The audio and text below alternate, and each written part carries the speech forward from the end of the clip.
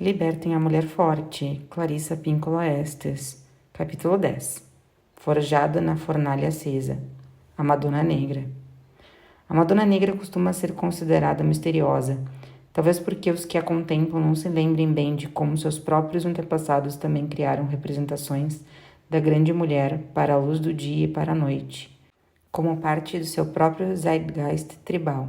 Assim, de um lado a outro do mundo, existe uma santa mulher negra e a divindade negra também. Muito embora, em sua maioria, essas culturas afastadas, com uma memória tão ancestral da Madonna Negra, pareçam não ter se influenciado umas às outras diretamente. Às vezes, em nossos dias, se queremos compreender um misterioso ritual ou devoção de locais remotos, podemos examinar resquícios semelhantes encontrados em práticas modernas e ver a pulsação de significado nos rituais antigos, ainda em pleno vigor nos tempos modernos. Desse modo, minha avó Catherine mantinha rituais de sua formação tribal da etnia suábia, que procuravam a Madonna Negra exatamente ali onde ela morava, fosse na velha pátria, como camponesa, lavradora tecelã, fosse no Novo Mundo, como refugiada e imigrante. Isso como ela procurava pela Santa Mãe que resistia ao fogo. Quando eu era criança, nas casinhas dos velhos de sarrafos ou de tábuas, nos pomares e florestas da região dos lagos, havia 2 fogos a lenha acesos, e às vezes também um terceiro. Um era o do fogão para cozinhar e o outro o da enorme caldeira prateada, que servia como uma fornalha primitiva para o aquecimento durante os meses de frio. E se houvesse um fumeiro dentro de casa, ou lá fora num galpão, autopuxado, para defumar carne de caça e outros alimentos, também haveria um terceiro fogo, preparado com ramos de árvores frutíferas, que emprestariam seu sabor de damasco, pêssego, cereja ou ameixa aos víveres que estivessem sendo defumados por dias a fio. Desse modo, minha avó tinha muito lugar para procurar suas queridas Madonas Negras, pois depois de cada fogo tivesse queimado a maior parte das achas de lenha dura e macia, os galhos das árvores frutíferas, a madeira de sobra de construção, minha avó costumava perguntar: será que há alguma virgem ali dentro? Ela revirava as cinzas brancas e os restos enegrecidos das achas, levantando os salpicos de centelhas laranjas, sem parar de perguntar: alguma Maria da Noite aí dentro? Ela queria saber se restava algum pedaço de madeira queimada e enegrecida, de formato oval, que se assemelhasse de modo espantoso à forma corpórea da mãe abençoada, arredondada na cabeça, descendo harmoniosamente mais larga no meio, com um caimento mais para baixo, numa forma que mais ou menos representava o feminino e o materno. Havia algum resto de lenha no borralho que ainda lançasse pequenas chamas? E sim, muitas vezes eu a vi empurrar a ponta de uma acha queimada com os polegares engrossados e rachados, enquanto dava gritinhos com o calor. Muitas vezes eu ajudei usando atiçadores de ferro, não comprados em lojas, mas feitos por nosso tio ferreiro, para puxar os restos de achas pelo meio das cinzas, como uma mãe águia passando as garras pelos ovos para revirá-los com delicadeza, como uma forma de estimular as filhotes a nascer. E ali estava a nossa Omá velhinha, agigantando-se sobre o fogo e as cinzas em seu vestido preto, lenço preto na cabeça e meias grossas de lã preta tricotadas à mão, revirando os ovos negros das achas como se fosse uma mãe águia, acreditando que uma mãe Maria pudesse nascer deles. E com frequência, lá estava a grande mulher, bem ali no fogo, uma pequena Madonna Negra, às vezes descaracterizada, outras vezes com nítidas feições sociais. A velha Catherine dizia que essa Santa Mãe Negra possuía sabedoria, conhecimento e compreensão de como reparar a terra e fazer crescer as plantas. Essa pequena Santa Mãe de madeira negra, uma vez que esfriasse, seria a portadora de orações dos céus para a terra. E dos céus para a terra, rezando que nós agíssemos, imaginássemos, pensássemos, amássemos a serviço do bem e do fogo do Espírito por este mundo, estes povos. E assim, Ao encontrar uma, às vezes duas, num mês de fogos, ela levava as pequenas madonas queimadas, tão pretas, rachadas e marcadas, lá fora para o campo. E logo havia uma verdadeira cerquinha de madonas negras, meio enterradas ao longo da divisão entre sua horta e seu trigal, bem ao longo da separação entre a lavoura e seu enorme jardim de flores e seu pomar. Isso foi na época em que talvez os padres de pequenas cidades não tivessem recebido uma formação completa, parecendo não ter conhecimento das afirmações dos papas de que os valores étnicos da velha pátria das pessoas deveriam ser incorporados ao catolicismo. Na verdade, deveriam ser entremeados com os festejos, os jejuns, os rituais e as exibições coloridas, sempre que possível, para incluir todos e não excluir ninguém. Mas no tempo da velha Catherine, o padre da paróquia, que com uma frequência de levantar suspeitas parecia não fazer uma visita inesperada, sempre que havia na mesa um fumegante almoço de domingo que era só um pouco mais caprichado do que a comida de todo dia. Criticava a velha Catherine pelas numerosas madonas de madeira queimada em seu campo.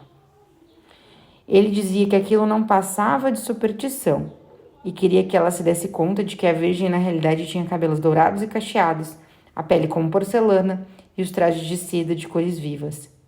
Certa ocasião, a velha Catherine respondeu simplesmente que aquelas pequenas madonas protegiam seu campo e faziam suas plantas crescer mais. E o jovem padre passou os olhos pelas fileiras e mais fileiras de Catherine com pimentões e pimentas de 10 variedades e cores. Seus belos pimentões verdes, amarelos e vermelhos, seus pés de pimenta malagueta e pimentões para fazer páprica, seus longos pimentões amarelos que se estendiam pelos campos. Olhou para as folhagens verdes das cenouras, semelhantes a samambaias, e para as espadas verdes das cebolas que se erguiam da terra. Então salientou, com um ar de superioridade, que era evidente que as madonas negras não estavam funcionando, porque as plantas estavam apenas com tamanho normal. E não só isso, os tomateiros pareciam estar com algumas folhas murchas por causa do sol forte. Catherine só ficou parada, com seus sapatos enlameados e seu enorme e pesado regador de zinco. Ela apenas fez que sim. O senhor tem razão, padre. E deixou para lá. E continuou a vida inteira a procurar e encontrar madonas negras no fogo. E naquele fim de verão, nós rimos muito, porque o padre não se deu conta de que todas as madonas fincadas na terra não estavam voltadas para a horta, mas para o jardim de flores e para o pomar. As peras já estavam do tamanho de bolas de softball, e as ameixas do tamanho de limões grandes. E as dálias da velha Catherine ganharam o segundo lugar na festa da colheita do povoado naquele ano, por serem quase as maiores que já tinham sido registradas, salvo essa outra senhora que ganhou o primeiro prêmio com suas dálias, que tinham um diâmetro apenas ligeiramente maior do que as de Catherine, do tamanho de pratos grandes. A outra senhora que ganhou o primeiro lugar era a filha da velha Catherine, Cat, minha tia tricoteira maluca, rainha do crochê da velha pátria também, e a quem minha avó tinha dado algumas de suas madonas negras forjadas no fogo para plantar voltadas para o próprio campo de flores de Cat, a 8 quilômetros de distância.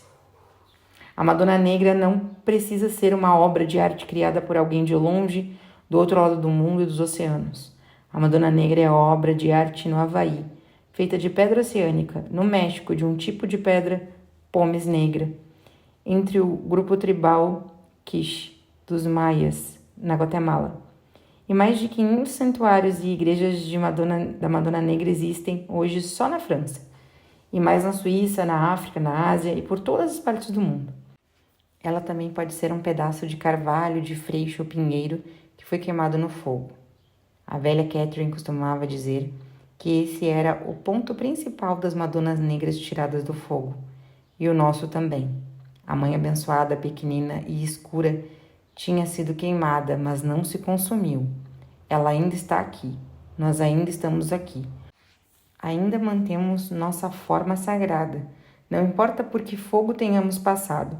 A Madonna Negra diz: contemple meu rosto escuro, meu corpo queimado, e cresça, cresça, floresça, floresça. Não deixe que nada o detenha. A Madonna Negra forjada no fogo ensina o caminho. Mãe de pele negra, sua beleza, menosprezo, continuidade. A mãe da pele. Em nossas famílias étnicas, estes eram alguns de seus nomes. Bor Edesania e la Madre de la Piel, mãe da pele. Alguns entre muitos dados em homenagem à Mãe Natal. A mãe com a relação mais íntima de nossa separação de seu corpo, espírito, alma, mente e coração de seus filhos, nem no caso de seu pequeno e amado prisioneiro, no interior de seu ventre, seu bebê em gestação. E essa é uma descrição adequada, um jeito sem rebuscamentos de compreender nossa relação com a Santa Mãe. Nós também estamos presos, levados para lá e para cá no Oceano Vermelho, que nos nutre e na escuridão fluorescente no interior dela. Assim também é o nome da Santa Mãe nas tradições magiária latina. Eg Soté, Boru, No. Eg Soté Boru No. E La Morena. A bela de pele escura. Costuma-se também encontrar essa denominação sendo usada em lugarejos onde há pessoas de origem romani, mourisca, africana, indígena, espanhola, bem como de outras tradições. Além disso, a mãe abençoada é às vezes chamada de Zuzanian Fekete e também de La Virgem Negra, querendo dizer aquela que é desde um pouquinho até muito mais escura que outras Madonas, que muitas vezes são retratadas com cabelo claro, olhos maravilhosamente claros e uma linda pele pálida. Nossos mais velhos ressaltavam que a mãe abençoada, a negra, tinha estado ao ar livre, em vez de dentro de casa. Por estar exposta ao sol e ao ar, ela foi beijada pelo sol. Assim, ela se torna ainda mais bonita, com sua pele bronzeada e enegrecida. Tem-se a impressão de que uma mulher negra de santa beleza era mencionada em palavras sagradas muito antes que soubéssemos das muitas estátuas e imagens das Madonas escuras colocadas em igrejas, catedrais, basílicas, templos e grutas no mundo inteiro. Muito tempo antes, ela já era mencionada no Cântico dos Cânticos de Salomão, um belo poema de dois amantes que falam um ao outro sobre como veem a beleza física e sexual, mas ainda mais a espiritual um do outro. Todas entrelaçadas, não uma separada das outras. A esposa é morena, queimada por ter labutado nas vinhas. Disse que essa esposa formosa, com a cor negra azulada do crepúsculo, tem seios como dois filhotes de gazela. Em outras palavras, seios com doces olhos como os cervos. Essa linda esposa é morena por trabalhar ao ar livre, ao sol nas vinhas. O vinho que for feito a partir desse trabalho dará muito relaxamento, paz e harmonia à vida. Essa esposa de outrora não é folhada a ouro. Ela não é verde, vermelha, marrom, amarela, rosa, roxa. Essa esposa é negra. Ela trabalha com as mãos, ela se curva para cuidar da parreira verde viva. Ela toca a terra preta, as folhas verdes e as flores e frutos coloridos em ciclos repetidamente. Ela caminha ao mesmo tempo nas terras incultas e nos espaços deliberadamente cultivados. Tentei entendê-la caminhando em dois mundos. Negra. Negra porque foi beijada pelo sol. Nossa Senhora é tanto o sol que beija como a que é beijada. Nossa Senhora atende por muitos nomes. Ela que é abençoada pelo sol, mulher vestida de sol. Assim, começamos a ver todos os muitos aspectos pelos quais as pessoas imaginaram a Mãe Abençoada ao longo de toda a história. Não importa em que parte do mundo vivam, não importa a crença religiosa que sigam.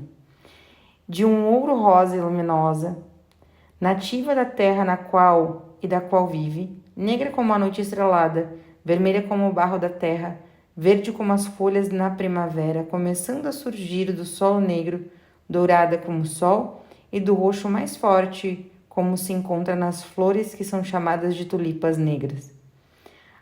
Existem, porém, detratores da escuridão de la Virgem. Em escritos antiquíssimos, ainda registrados, vemos as feições e a cor da pele da Virgem Negra ser atacados. Em livros de fins do século XIX e ao longo de todo o século XX, vemos que alguns observadores ficam desconcertados com essas imagens, ideias e seres humanos reais de pele escura que eram de uma classe social diferente, de um grupo racial diferente daquele dos escritores. Num livro publicado em 1881, Legend of Madonna, as Represented in the Fine Arts, Lendas da Madonna, como representada nas belas artes, de autoria da senhora Anna Jameson, de Boston, a autora mostra-nos os preceitos antiquíssimos que algumas que tentaram petrificar la Virgem, amarrá-la, mantê-la sobre um estreito facho de luz apenas, fazer qualquer coisa menos permitir que ela fosse definida em sua plena magnitude. Pelo contrário, era para ela ser retalhada e tornada adequada para combinar com os filtros humanos restritivos que fossem atirados sobre ela. Seja como for, a senhora Jameson, do século XIX, esclarece que sua cultura da década de 1880, através de lentes sociais borradas, não consegue perceber a Virgem Mãe de pele negra como bela ou aceitável. Ela lamenta e especula que as figuras artísticas mais antigas da Madonna, de aparência toda dourada e luminosa, estejam aparentemente mais próximas demais dos seres humanos normais para satisfazer a fé.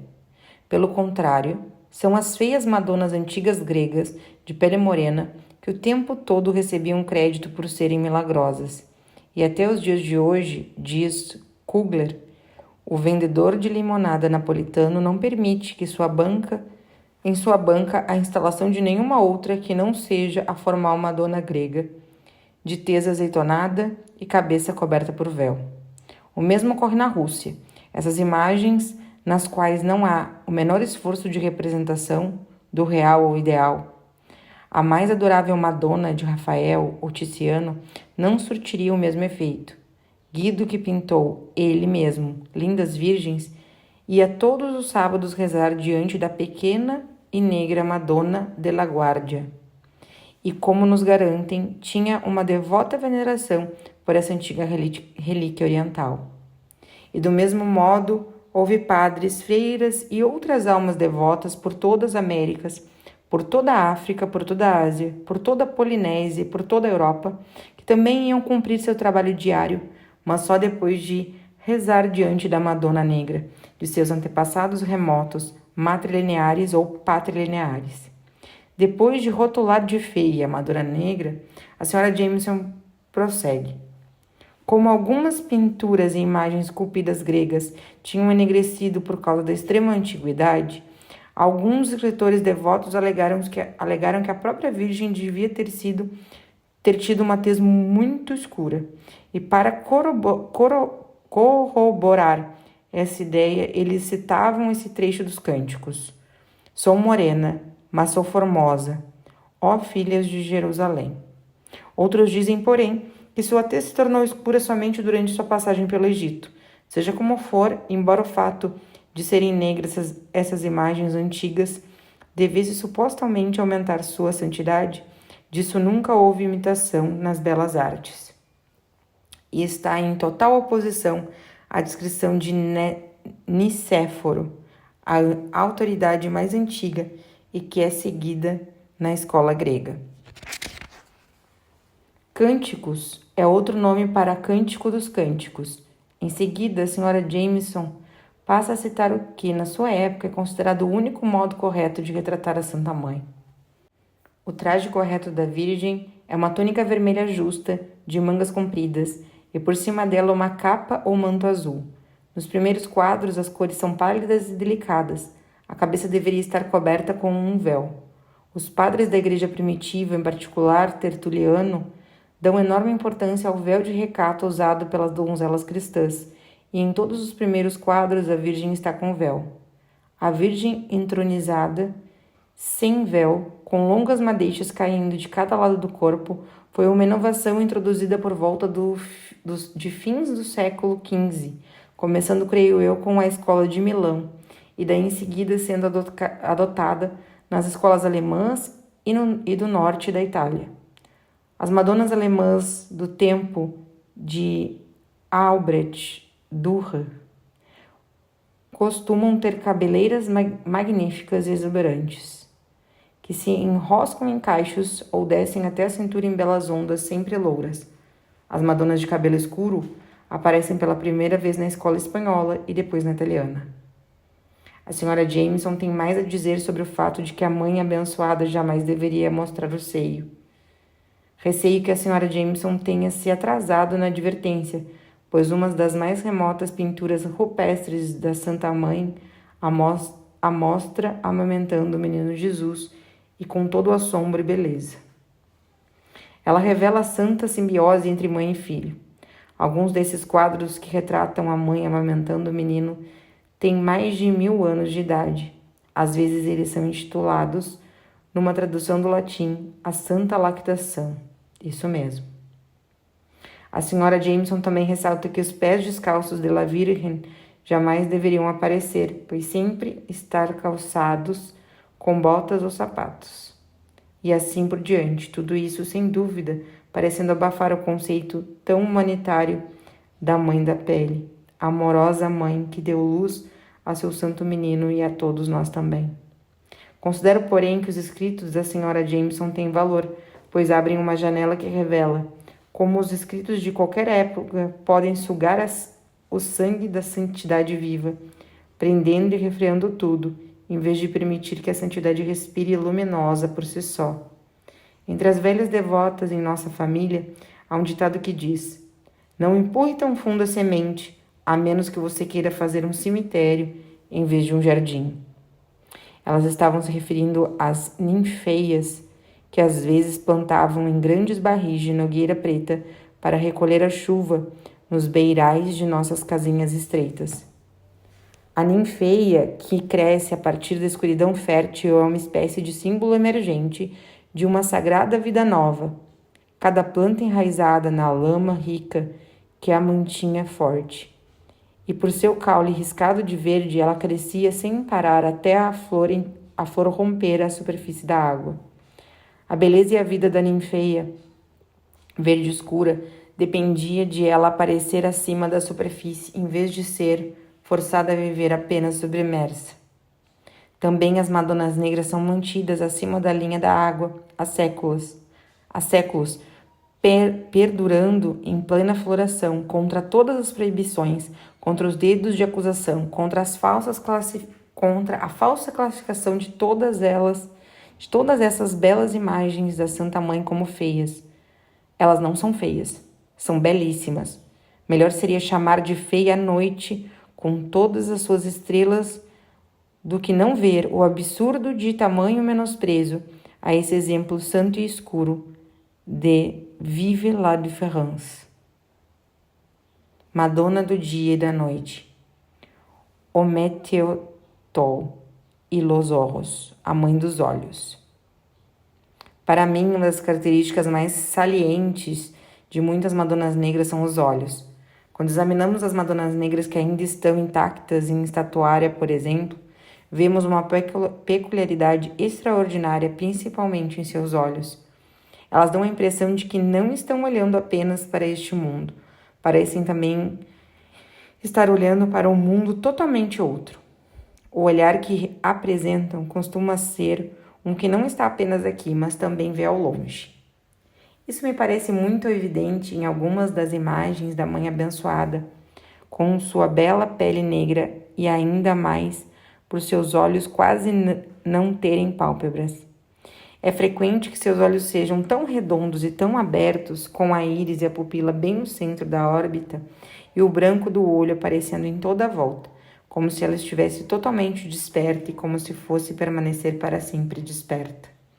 Ela dá a impressão de estar vendo de verdade, com sua própria e extraordinária visão negra.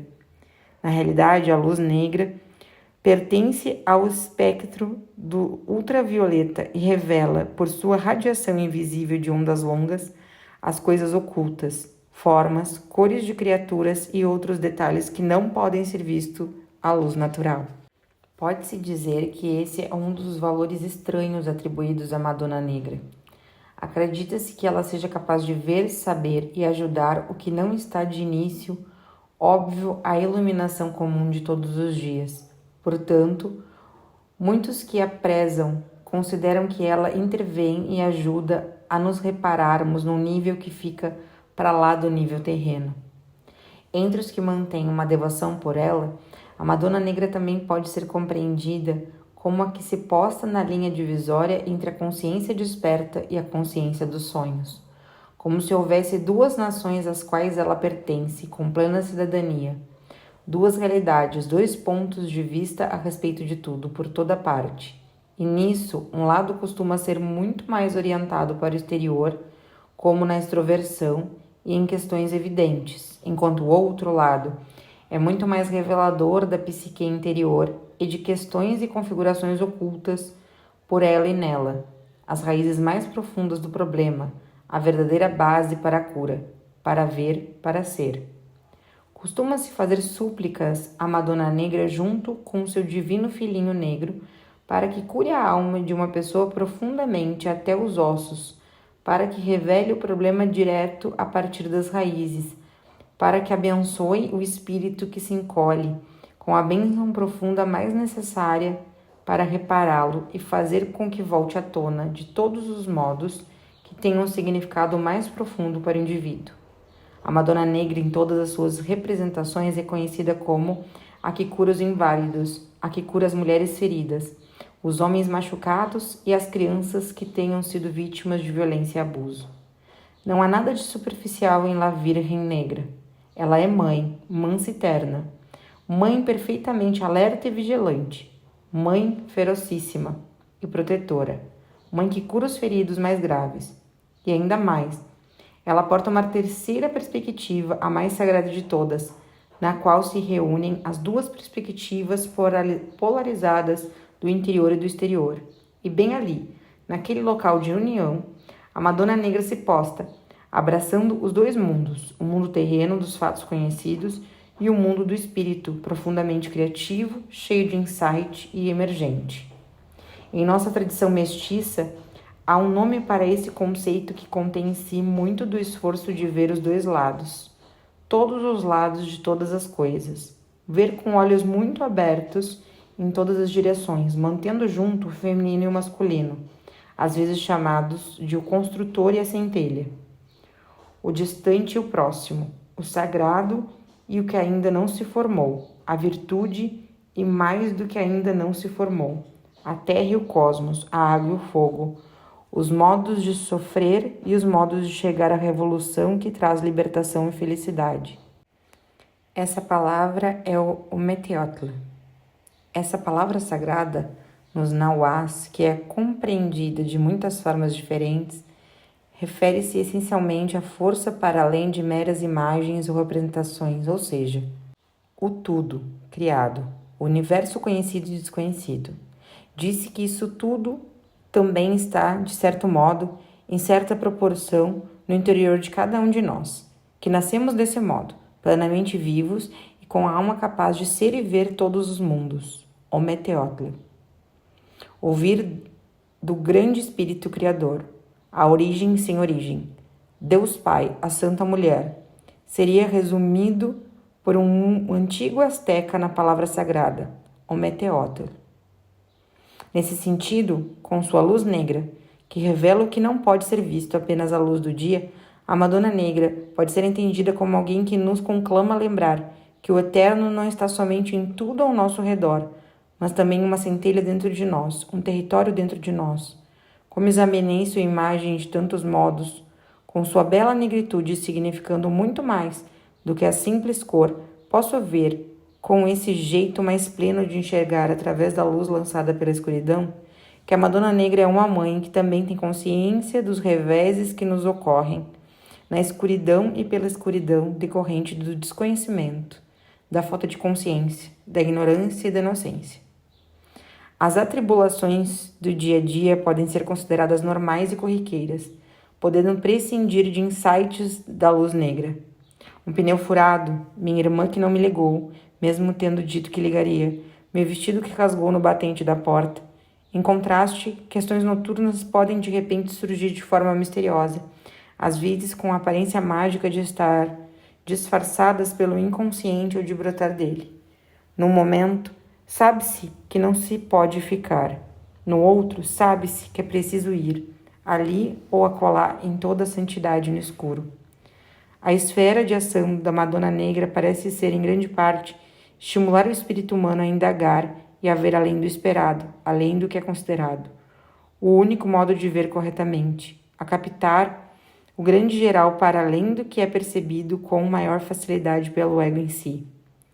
A ver com os olhos do coração imaculado, a ver com os olhos do divino espírito do menino Jesus, a ver com os olhos da alma atingida, mas plenamente radiante. Nossas investigações à luz negra podem ter uma importância especial quando as questões são mais sérias, quando, por exemplo, acho que não fui fiel a alguma coisa importante. Acho que gostaria de criar vida de determinada forma, mas minha própria alma se sente frustrada por eu ainda não ter feito isso. Esses últimos são pensamentos que trazem muita magnitude para a alma, para o espírito, para o coração, para a psique. Ver que a Santa Mãe é bela em seus dons de iluminação especial permite que literalmente usemos a lupa do sagrado e vejamos realmente o que antes era invisível. Desse modo, estamos mais abertos para o caminho que é santo, sagrado e satisfatório, pois olhamos com os olhos como os dela, que conseguem ver ambos os mundos. A Madonna Negra, como conheço sua oferta infinitamente terna de insights, caracteriza-se por ser negra, não como algo que não se consegue ver. É certíssimo que ela pode ser vista.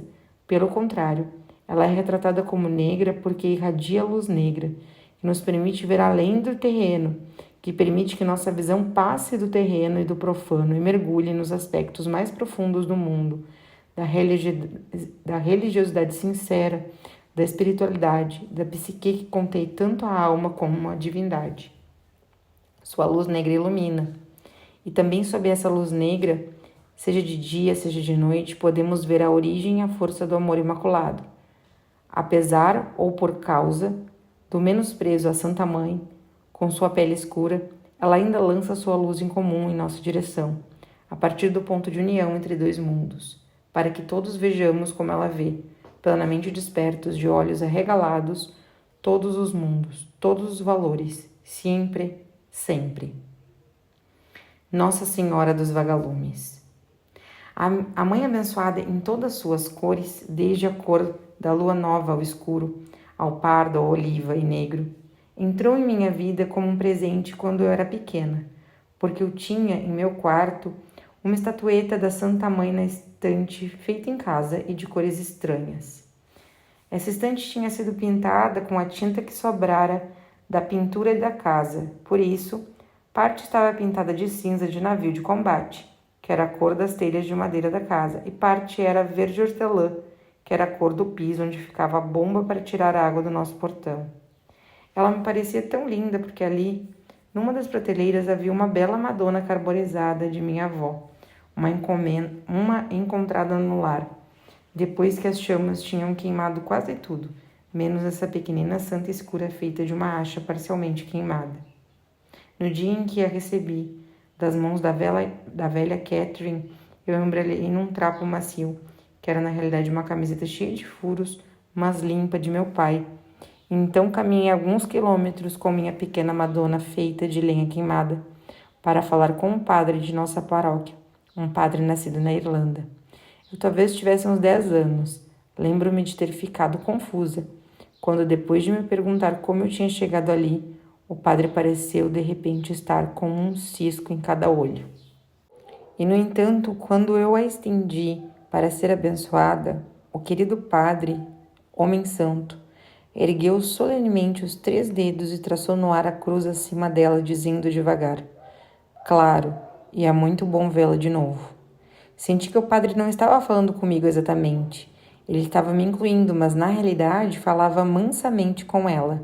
Ele explicou que quando era menino, sua mãe levava todos os seus pintinhos à igreja carmelita em Dublin para ver a Nossa Senhora recém-restaurada, que tinha sido caiada por algumas pessoas que consideravam mais certo que ela fosse branca como giz do que em seu negrume original, como as cicatrizes do passar do tempo, desde que tinha sido esculpida lá no século XVIII. Mas o povo de Dublin não queria uma Madonna caiada. Queria uma Madonna terrosa, que ficasse perto dele. Se ela assumisse um pouco do encardido do dia a dia, tudo bem. Ela era parecida com eles, os do povo. A poeira abençoa a terra batida. Eles a queriam com eles, disse o padre, em vez de elevada acima deles. Eles queriam uma mãe com quem pudesse falar, com quem pudessem amar. Que pudessem retribuir seu amor. Fiquei apaixonada pelas verdades que o padre disse, mas principalmente por ele compartilhar comigo apenas uma criança, seu amor de infância por Nossa Senhora. Senti que meu coração de criança e o coração de criança dele se encontravam dentro do coração imaculado da Mãe abençoada. Todos esses anos depois, com o padre sem dúvida no paraíso irlandês, onde os punhos simbolizavam o vigor, onde se contam piadas, onde se oferece amizade aos solitários e onde se trabalha muito. Penso em como todos nós, em alguma idade, chegamos a ter conhecimento de pequeninas capelas sagradas, quase sempre colocadas em nosso coração, quando tivemos até mesmo a mais curta troca de palavras e gentilezas com criaturas que estão diariamente praticando suas consagrações, não apenas seus votos, mas seus anseios e compreensões da luz sagrada que a tudo ilumina. E então, depois de minha breve visita ao padre da paróquia, repleto de tanto elã vital por Nossa Senhora, voltei para casa e em meu pequeno quarto, nas noites de verão, com minha Madonna Negra, agora devidamente abençoada, fiz dela uma pequena mulher para iluminar a noite. Eu tinha apanhado um pote de conserva e com uma chave de fenda e um martelo, abri uns furos para a ventilação na tampa.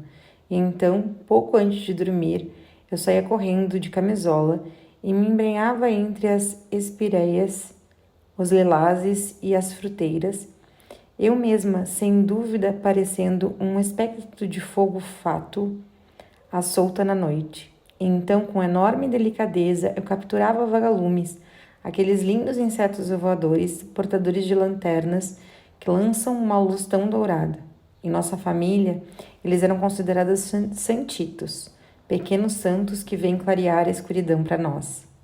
Abastecida, portanto, com os santitos, eu punha o pote de conserva na prateleira da estante em meu quarto na escuridão da noite. Como morávamos no sertão, não havia iluminação pública naquela época e era escuro, escuro lá fora e dentro de casa durante a noite. Mas abaixo de Nossa Senhora, a Madonna Escura, havia uma bela luz dourada que refulgia, se apagava, refulgia e se apagava. Os vagalumes são das criaturas mais belas criadas neste planeta, simplesmente lindos.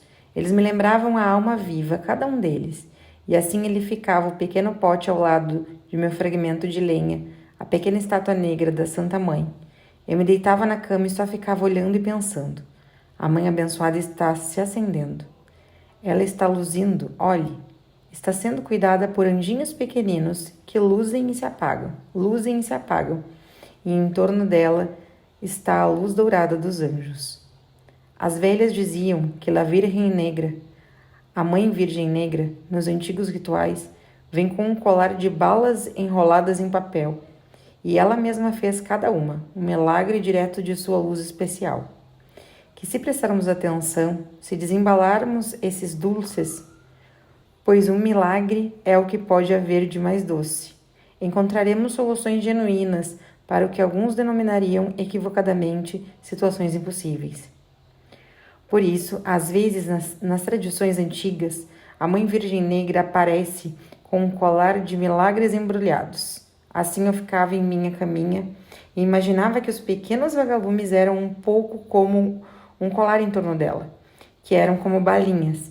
E se você conseguisse de algum modo desembrulhá-los, Se eles abrissem as asinhas, um pequeno milagre poderia cair dali, e você esperaria para ver o que poderia ser, pois, de certo, seria algum tipo de milagre de luz, saído direto da escuridão.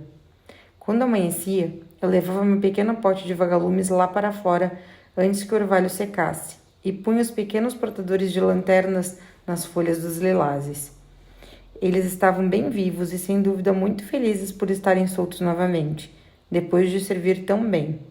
Eu os abençoava do mesmo jeito do padre, com 3 dedos, e passava meus dedos pelo ar, murmurando: muito obrigado por terem vindo ser uma luz para mim no meio da escuridão. Levei muito tempo para compreender que eu estava falando com a Santa Mãe. Muito obrigada por ter vindo ser uma luz para mim na escuridão. Prece para ver. Que sempre saiamos do emaranhado escuro em que nos enredamos mais uma vez. Aquele completo com vendas que não foram feitas por nós, ou com folhas de janelas que meticulosamente martelamos à mão ao longo do tempo. Que possamos sim nos alinhar com a nítida visada da Madonna Negra, e com seu enorme poder para ver tão de perto como meros humanos veem. Para ver como ela vê com a luz negra, iluminando plenamente qualquer coisa que irradie e suportar o que virmos com seu amor imaculado. Que descobramos nossa cabeça e olhemos para dentro, por baixo, por trás, para além de todas as palavras e mundos. E vejamos a alma alada, iluminando o mapa encerado de nosso passado, presente e futuro, que um dia pareceu tão oculto. Que nossas rodovias e caminhos sejam iluminados, quando passarmos um mapa pela luz negra, aprendendo assim a viajar com os olhos muito abertos, e quando, por quê, como, onde e com quem, que nos lembramos